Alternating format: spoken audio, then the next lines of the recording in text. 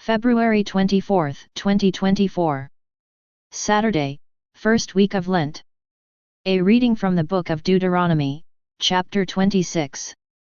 Moses spoke to the people, saying, "This day the Lord, your God, commands you to observe these statutes and decrees. Be careful, then, to observe them with all your heart and with all your soul. Today you are making this agreement with the Lord.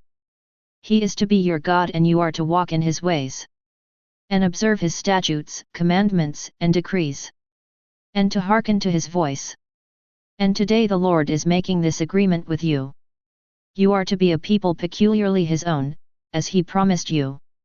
And provided you keep all His commandments, He will then raise you high in praise and renown and glory, above all other nations He has made. And you will be a people sacred to the Lord, your God, as He promised." The word of the Lord. Responsorial Psalm. Respond is, "Blessed are they who follow the law of the Lord.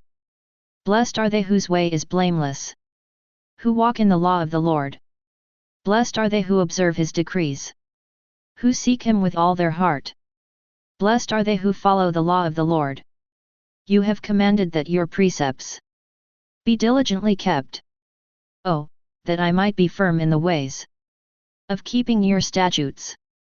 Blessed are they who follow the law of the Lord. I will give you thanks with an upright heart. When I have learned your just ordinances, I will keep your statutes. Do not utterly forsake me. Blessed are they who follow the law of the Lord." Verse before the Gospel. Behold, now is a very acceptable time. Behold, now is the day of salvation. A reading from the Holy Gospel according to St. Matthew chapter 5. Jesus said to His disciples, "You have heard that it was said, 'You shall love your neighbor and hate your enemy.' But I say to you, love your enemies, and pray for those who persecute you, that you may be children of your heavenly Father. For He makes His sun rise on the bad and the good, and causes rain to fall on the just and the unjust. For if you love those who love you, what recompense will you have? Do not the tax collectors do the same? And if you greet your brothers and sisters only, what is unusual about that? Do not the pagans do the same? So be perfect, just as your heavenly Father is perfect." The Gospel of the Lord. Reflection. The first reading from the book of Deuteronomy says that you will be consecrated people to the Lord. It's up to us to belong to the Lord or to Satan, whether we want to belong to the kingdom to the world. This morning's extract from Jesus' Sermon on the Mount is very challenging and very stark. We never become completely comfortable with Jesus' command to love your enemies. It seems to go against every human instinct. We can be tempted to dismiss it as unreasonable and impractical.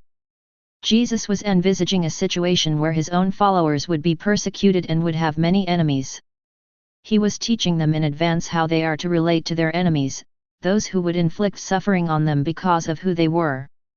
St. Paul echoes this teaching of Jesus in his letter to the Romans, when he calls on the members of the Church in the capital of the empire, "Do not repay anyone evil for evil, but take thought of what is noble in the sight of all. Do not be overcome by evil, but overcome evil with good." That last exhortation of Paul captures the essence of Jesus' teaching in our Gospel reading. If your enemy does evil to you, do not add to the store of evil in the world by responding in kind. Rather, love your enemy, pray for those who persecute you.